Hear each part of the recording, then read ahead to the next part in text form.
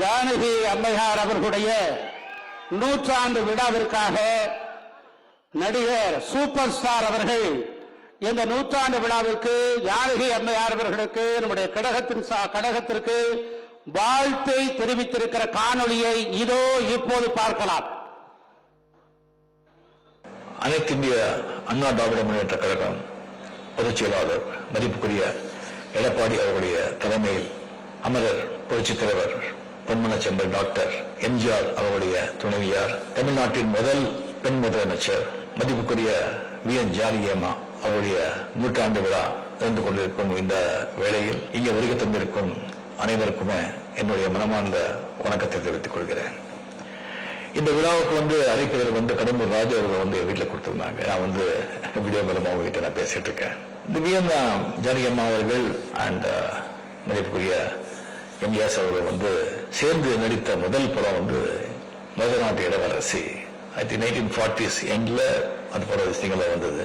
அந்த டயத்துல வி.என். ஜானகி அம்மா அவர்கள் மிகப்பெரிய நட்சத்திரம், முன்னணி நட்சத்திரம். எம்ஜிஆர் அவர்கள் அது 2வது படம் 3வது படம் அப்பதான் ஒரு ஹீரோ ஆர்டிஸ்ட் வர்றாரு. அப்போவே அது எம்ஜிஆர் சாரை பற்றி இவர் சாதாரண மனிதர் இல்ல, இவர் ஒரு மாமனிதர், அதனால ஒரு மிகப்பெரிய நடிகர் ஆவார் அப்படி கணிச்சு தன்னுடைய அந்த திரை வாழ்க்கை உச்சத்தில் இருந்த அந்த திரை வாழ்க்கையை தியாகம் பண்ணி அவரை காதலிச்சு மணந்தார். கடைசி வரைக்கும் அவரை அவ்வளவு சந்தோஷமா பாதுகாப்பா அவரை பார்த்துக்கிட்டாங்க. எல்லாருக்கும் தெரியும், இந்த ராமாபுரம் தோட்டம் எம்ஜிஆர் சார் வீட்டுல சாப்பாடு எந்த டைம்ல போனா கூட சாப்பாடு கிடைக்கும். ஒரு நாளைக்கு 200 பேர் 300 பேர் சர்வ சாதாரணமா சாப்பிடுவாங்க. அப்படி சும்மா ஏதோ சாம்பார் சாதம் தயிர் சாதம் போட்டு அந்த மாதிரி கிடையாது. நல்ல ஒரு கல்யாண சாப்பாடு மாதிரி வெஜிடேரியன் நான் வெஜிடேரியன் எல்லாமே எப்பவுமே போனாலும் சாப்பாடு விஷயம் இருக்கும். அது வி.என். ஜானகி அம்மா அவருடைய மேற்பார்வையில் தான் நடக்கும். காய்கறி வாங்குறது, சமைக்கிறது, பரிமாறல் இருந்து எல்லாமே அது எம்ஜிஆர் சாரே சொல்லியிருப்பாரு உலகத்துல. அந்த மாதிரி ஒரு அவ்வளவு சப்போர்ட்டிவா அவர் இருந்தவர். அண்ட் இப்போ ADMK head quarters head office இருக்கிற அந்த லாயர்ஸோட வீடு ஜானகி அம்மா அவருடைய உழைப்புல சம்பாதிச்ச பணம், அவர் பேர்ல இருந்த ப்ராப்பர்ட்டி. அது கல்யாண மண்டபம். அது கட்சிக்காக எம்ஜிஆர் சார் கேட்கும் போது அது எழுதி கொடுத்துட்டாங்க. அவ்வளவு பெரிய ஒரு வள்ளல் குணம் படித்தவர். அது எப்பவுமே பொது வேலையில் ஜாஸ்தி அவர் வந்ததே கிடையாது.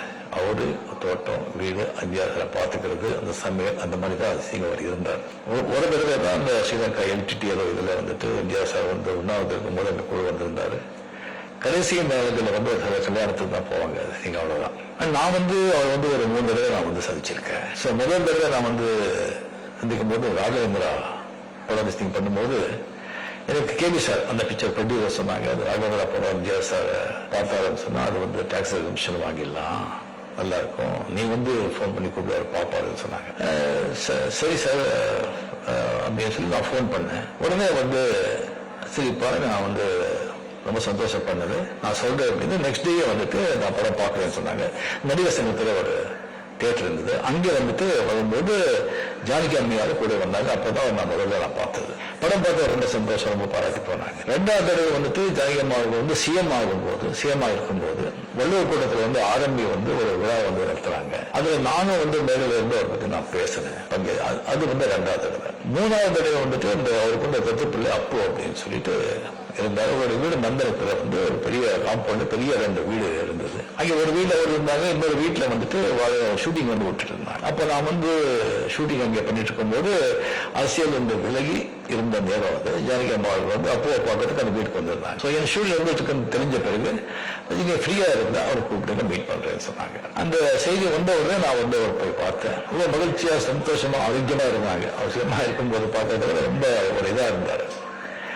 பார்த்து காப்பி சாப்பிட்டீங்களா சொல்லிட்டு மேலாம் சார் நம்ம பண்ண பஸ் அங்கிருந்தா நல்லா சாப்பாடு அவங்க கையாலேயே காஃபி போட்டு இன்னைக்கு கொடுத்தாரு. பெரிய விஷயம் படம் நான் பார்த்ததெல்லாம் பேசிட்டு இருக்கும்போது அவர் சொன்னாங்க, இந்த மாதிரி ராகவேந்திர படம் பார்த்த பிறகு அவரு எம்ஜிஆர் சார் சரியா ஒரு 15-20 நிமிஷம் அந்த உங்களை பத்தி அந்த படத்தை பத்தி பேசிட்டு இருந்தாங்க. எப்படி ரஜினி இவ்வளவு சாந்தமா, இவ்வளவு அமைதியா, இவ்வளவு அழகா பண்ணியிருக்காரு, ரொம்ப ஆச்சரியம் இது அப்படின்னு ரொம்ப பாராட்டினாரு. அப்படியே அவர் படத்துல நிறைய சிகரெட் சாப்பிட்டு அதெல்லாம் பண்றாங்க, நிறைய ஃபாலோவர்ஸ் ஃபேன்ஸ் எல்லாம் இருக்காங்க, இளைஞர் அதெல்லாம் பார்த்து அவங்களும் சிகரெட் சாப்பிட்டு அவங்களும் அந்த பழக்கத்துக்கு இதாகிறாங்க. அது சினிமாவில் அவர் பண்ணக்கூடாது, நான் சரியான டைத்துல அவருக்கு சொல்றாரு அப்படின்னு சொல்லி அவர் சொன்னாங்க. அது வந்து என்னால வந்து மறக்கவே முடியாது. குடியரசு வந்து மறைஞ்ச பிறகு அவர் அரசியலுக்கு வந்தது வந்து அரசியல் விபத்து, பொலிட்டிக்கல் ஆக்சிடென்ட். அவர் கொஞ்சம் கூட அதுல வந்து ஈடுபாடு இல்லை, இஷ்டமே இல்லை. ஒரு சூழ்நிலை வந்து ஒரு கைதியா இருந்து சில பேருடைய வற்புறுத்தி அது வந்து அரசியலுக்கு வந்து சிஎம் ஆனாங்க.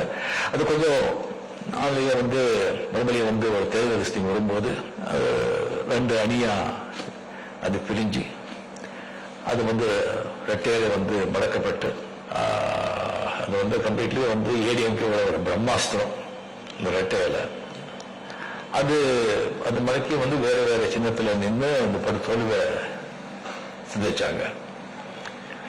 எப்பவுமே வந்து இந்த சரிகளை வந்து நான் வந்து படையில இருந்து அரசியலுக்கு நான் வர்றேன்னு சொன்னேன். அதுக்கப்புறம் நிறைய பேர் சந்திச்சேன், நிறைய பேர் வந்து ஆலோசனை சொல்ல வர்றாங்க. அந்த ஆலோசனை கேட்டா நாம வந்துட்டு அவ்வளவுதான் எல்லாத்தையும் எழுந்து நிம்மதி எல்லாமே எழுந்து வந்து போயிட வேண்டியதுதான். அது தெரிஞ்சு சொல்றாங்களா தெரியாம சொல்றாங்களா அப்படின்னு தெரியாது. ராமகிருஷ்ண பரமஹம்சர் சொல்லுவாங்க, ஏதாவது ஒரு முடிவு எடுக்கும்போது அந்த முடிவை வந்து எடுக்கும்போது அந்த முடிவுனால வந்து உனக்கு மட்டும் சந்தோஷ திருப்தியா, அதனால மற்றவங்களுக்கு சந்தோஷ திருப்தியா யோசனை பண்ணிப்பாரு. உனக்கு மட்டும் சொன்ன அந்த முடிவு எடுக்காது.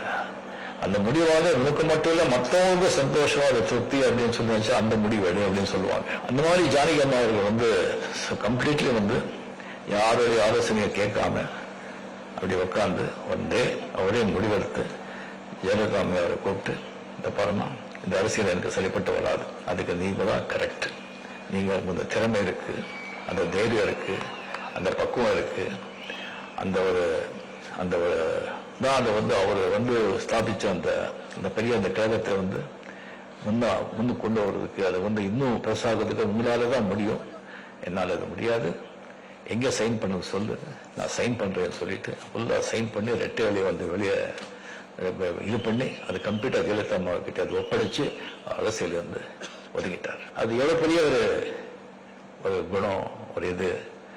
ஸோ அதனால வந்து அவருக்கு வந்து இந்த ஒரு 100ஆண்டு விழா இவ்வளவு விமர்சையா கொண்டாடுறதுக்கு வந்து நிஜமா நான் மனப்பூர்வமா எல்லாரையும் எடப்பாடி அவர்கள் மட்டும் இதுக்கு ஏற்பாடு பண்ணியிருக்கிற அனைவருக்குமே வந்திருக்கிற அனைவருக்குமே என்னுடைய மனமார்ந்த பாராட்டுகள், என்னுடைய வாழ்த்துக்கள். நன்றி, வணக்கம்.